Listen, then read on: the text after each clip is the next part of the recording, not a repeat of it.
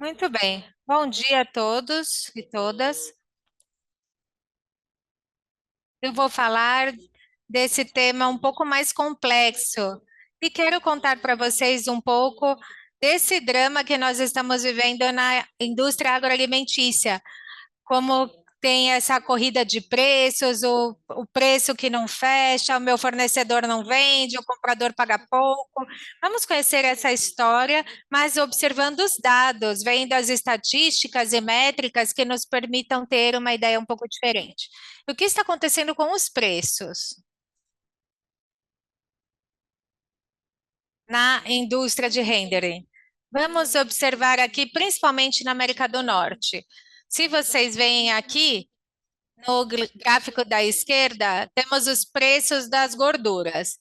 Então, se a gente olha aí, os, as gorduras com os fats e as proteínas, e aí a gente tem uma diminuição desde 2022 até agora. Quando a gente pega as farinhas, como de carne e osso, e de 64%, parece que também temos alguns dados e preços que vão diminuindo, mas a verdade é que nem isso nem sempre foi assim. Avaliando as métricas, nós vemos que desde 2019 até o momento o que nós tivemos foi um crescimento significativo, tanto de farinhas, mas principalmente nas gorduras, pelo boom que tivemos de iscas no nos Estados Unidos, um crescimento significativo. E aqui a gente vê picos importantíssimos. Avaliando pontualmente um dado como esse no tempo, o que a gente observa? Que tem um pico de crescimento significativo, onde o mercado americano chegou a passar de US$ 1.400 por esse produto. Então, a pergunta que eu faço e que eu convido vocês a fazer, será que estamos em crise ou estamos fazendo cálculos com números que são transitórios? Então, isso nos mostra um pouco as métricas do preço no mercado. Mas vamos conhecer um pouco quais podem ser as causas do que está acontecendo. Nós temos dois potenciais nichos ou focos da origem do problema. Um é as gorduras, e a gente já falou várias vezes disso. Por exemplo, da China, ou um tema controversial. Então, a gente não dá para saber o que é. Ou a palma e a soja, que são um problema. Os chineses estão importando palma e soja e estão oxidando para exportá-la. Eu não sei se isso é verdade ou não. No Brasil, o Brasil cresceu, está exportando, e temos uma quantidade de mitos. E o que nós queremos saber? Vamos pegar um caso pontual da Colômbia. Na Colômbia, os preços das farinhas estão em baixa, estão nos atacando. Vamos ver os números. Hoje tem bloqueio de importações no Vietnã, que tem impactado, assim como problemas com o abate nos Estados Unidos. Como precisamos, quais são as razões disso? Como precisamos agir? É através de dados. A China, com relação ao UCO da China, né? O óleo de cozinha usado. Tudo que tem a ver com exportações do UCO. Quando vocês observam o ano de 2019, a China exportou 732 mil toneladas de Jello Grease. E 2023 chegaram a 2 milhões de toneladas. Esse é um crescimento significativo. E até o momento tem exportado 1,5 milhões de toneladas de yellow grease. E a preocupação do ano passado é outra, porque o preço caiu também do óleo de cozinha usado, né? O OCO. Vamos ver um pouco desses gráficos. Quando a gente vê esses gráficos, a barra de 2023 são essas de 2 milhões de toneladas. Em cinza é dos Estados Unidos, que exporta ao redor de 800 mil toneladas em um ano. Mas se a gente observar em 2024, já são 672 mil toneladas até julho. E o que quer dizer? Que os números que nós vamos ter esse ano vão ser significativamente maiores do que o do ano passado. Então, a preocupação é o oco, o boom dos Estados Unidos e colocando esses números aqui sobre a mesa para que a gente possa discutir de forma conjunta.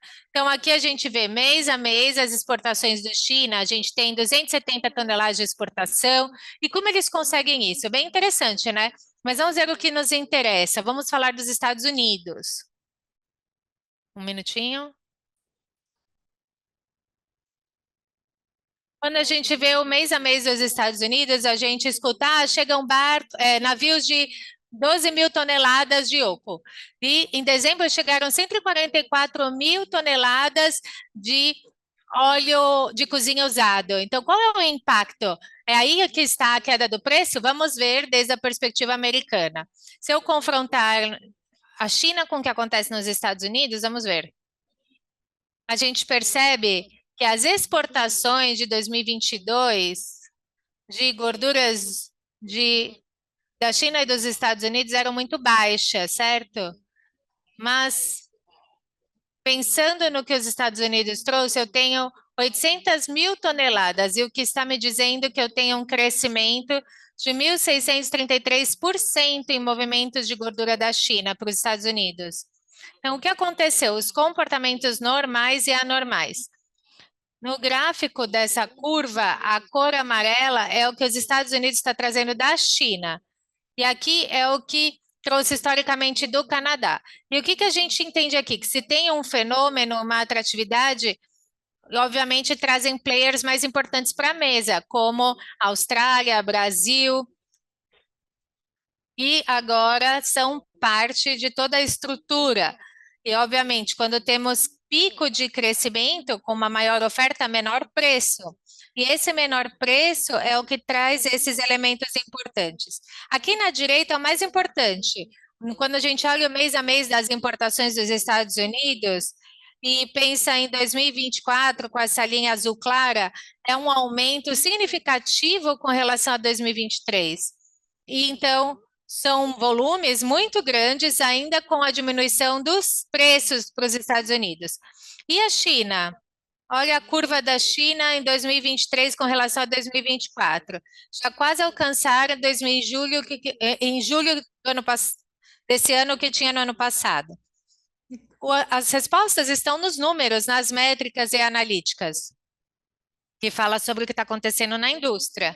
Vamos conhecer um pouco o óleo de palma e de soja. Me falaram, os chineses estão importando mais óleo vegetal e estão oxidando. Vamos sair desse mito. Aqui estão as importações da China de 2019 a 2024, de óleo de palma e de soja. Quase todo o volume vem da Indonésia e Malásia. E, contrário do que pensamos, tem uma diminuição na sua importação de óleos vegetais. Então, não estão importando para oxidá-lo e exportá-lo. Então, e esse é um produto totalmente local, não é um produto de gorduras importadas desses dois tipos, sim? Vamos para outro ponto. Para que vocês tenham uma ideia, em 2019 foram importadas 7,3 milhões de toneladas e em 2023, que foi o ano mais crítico, 5,7 mil. Então, temos respostas para essas grandes perguntas que nós estamos nos fazendo durante meses já. Vamos falar do Brasil. E também se é o mesmo esquema, as farinhas brasileiras estão conquistando o mundo? Pode ser que sim, mas vamos perguntar quais são as métricas e como estão se comportando esse processo. Vamos ver toda essa causa que está sendo gerada. O que vocês estão vendo aqui em amarelo é o crescimento das importações de seu. E para onde eles foram? Para os Estados Unidos, não é um mistério para ninguém. Vocês podem ver os picos aí, que vai nos mostrar que o mês de dezembro do ano passado foram quase 50 mil toneladas no território brasileiro para os Estados Unidos.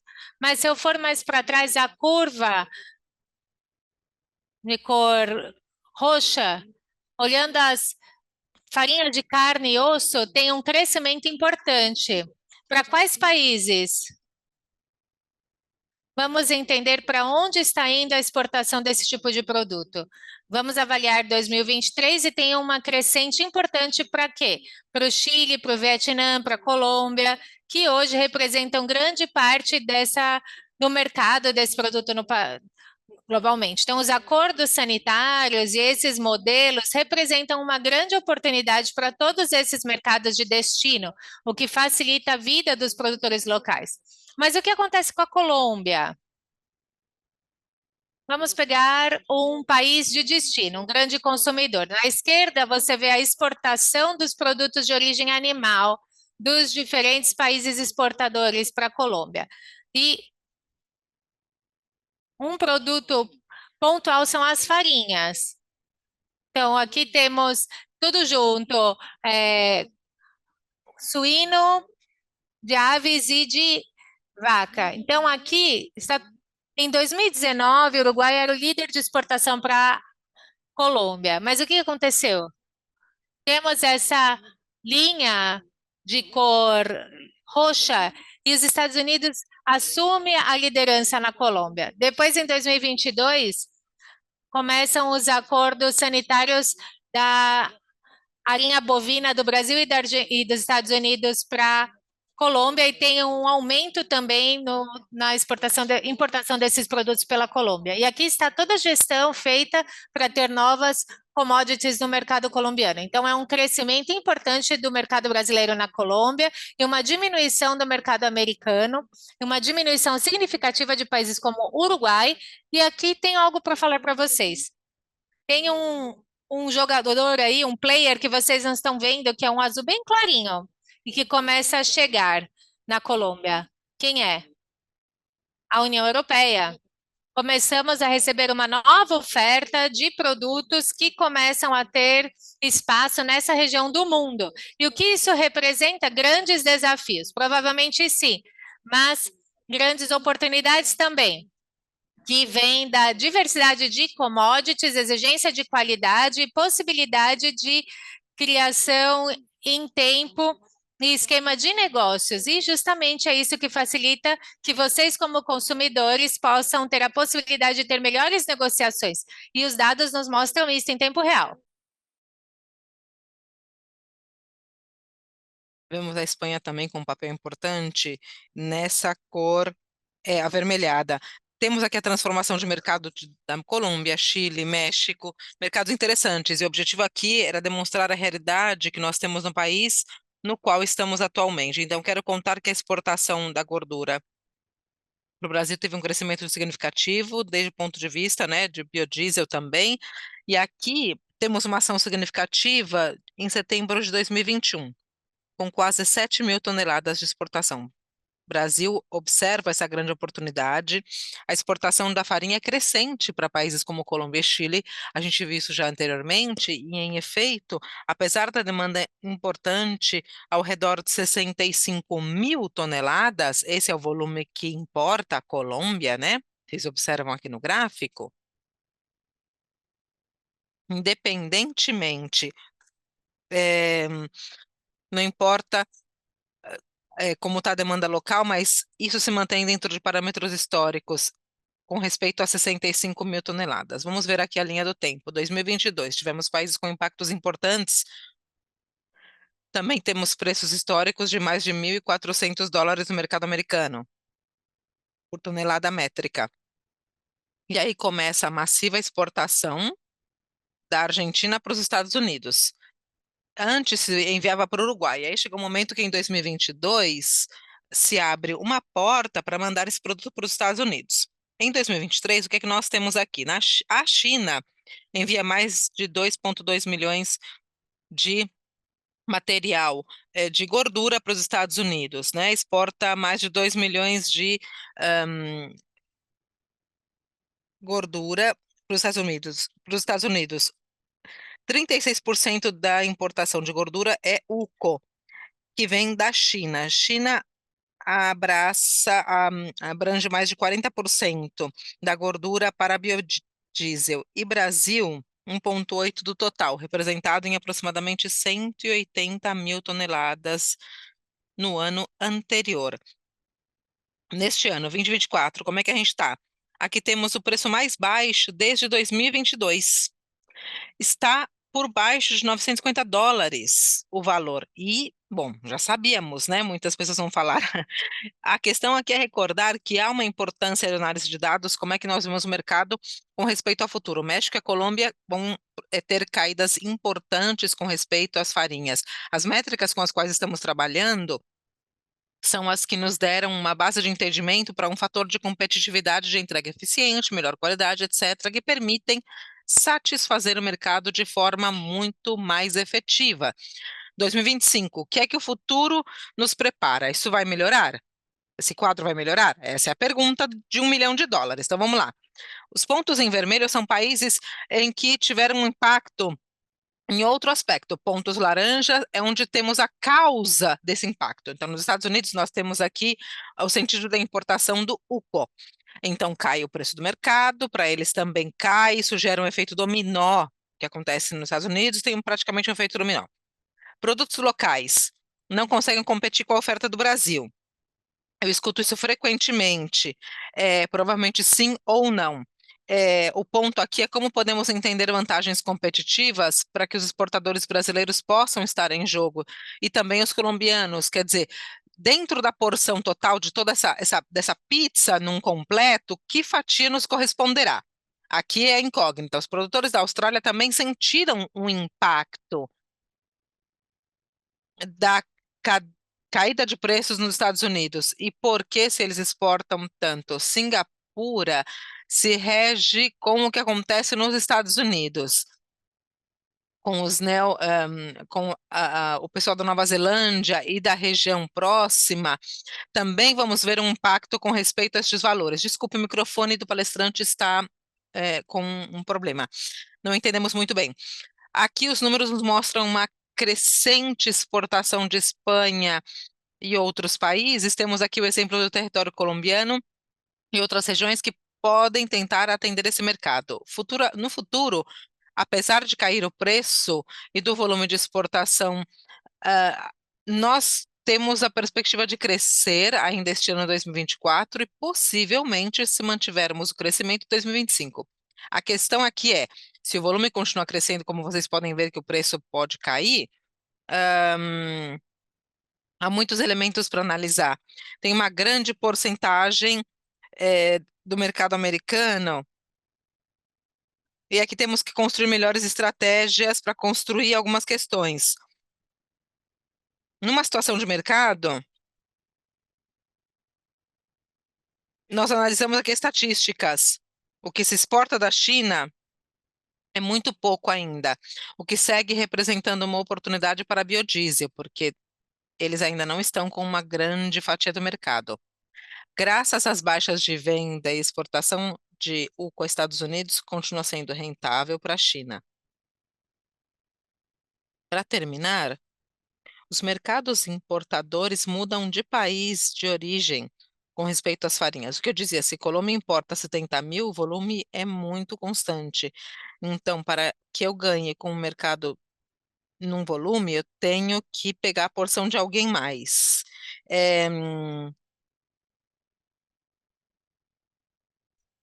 E esse número vai se manter constante no tempo. Esse fenômeno se reflete na caída da demanda dos produtos de mercado local, frente às importações. Então, é muito provável que os números, em certo aspecto, se mantenham do mesmo jeito que nós temos agora, mesmo com a economia de escala em cada país. O importante é observar o que é que nós conseguimos analisar frente a uma projeção detalhada do que fazemos todos os dias com as informações, por exemplo, das aduanas, governos, etc., etc., para entender em direção a para qual direção estamos nos dirigindo. Esperamos que essa informação que nós mostramos aqui hoje seja útil para todos vocês dentro do contexto da importação e exportação desse tipo de farinha. Muito obrigado.